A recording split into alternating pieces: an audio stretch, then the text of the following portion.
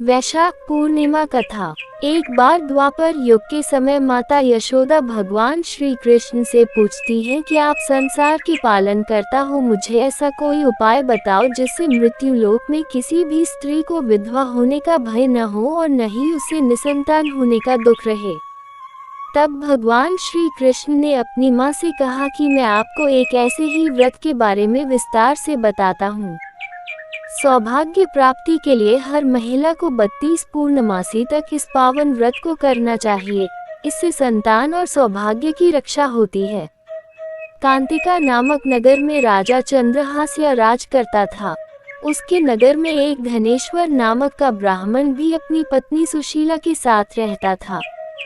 इनके घर में किसी प्रकार के धन संपत्ति की कोई कमी नहीं थी, लेकिन ब्राह्मण का कोई संतान न था, जिसके कारण दोनों पति पत्नी बहुत दुखी रहते थे।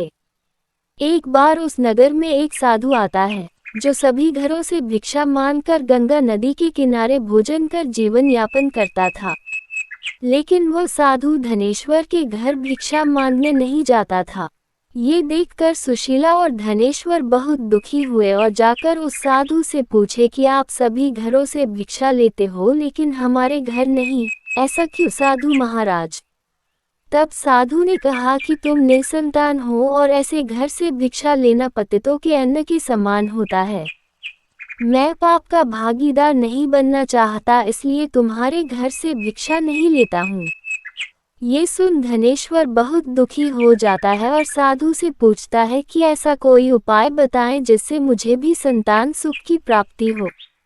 तब साधु ने उस दंपत्ति को 16 दिन तक मां चंडी के पूजन का सलाह दिया, जिसके बाद धनेश्वर और उसकी पत्नी ने ऐसा ही किया। दंपत्ति के आराधना से प्रसन्न होकर मां काली प्रकट हुई और सुशीला को गर्भवती होने का वरदान दिया और कहा कि प्रत्येक पूर्णिमा को दीपक जलाएं।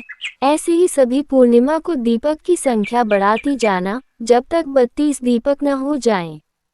माता के आशीर्वाद के फलस्वरूप सुशीला गर्भवती हुई। काली माता के कहे अनुसार वह दीपक जलाती रही।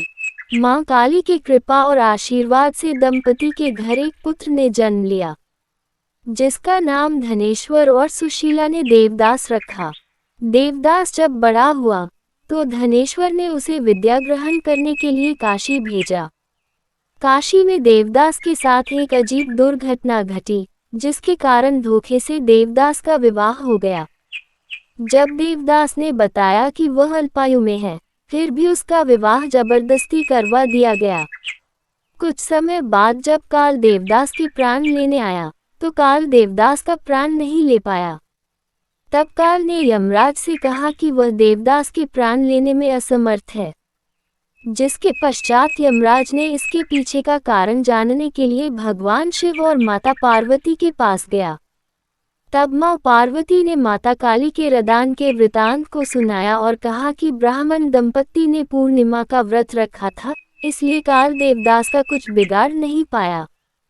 तभी से कहा जाता है कि पूर्णिमा के दिन व्रत करने से काल से मुक्ति मिलती है और भगवान सभी मनोकामनाएं पूरी करते हैं।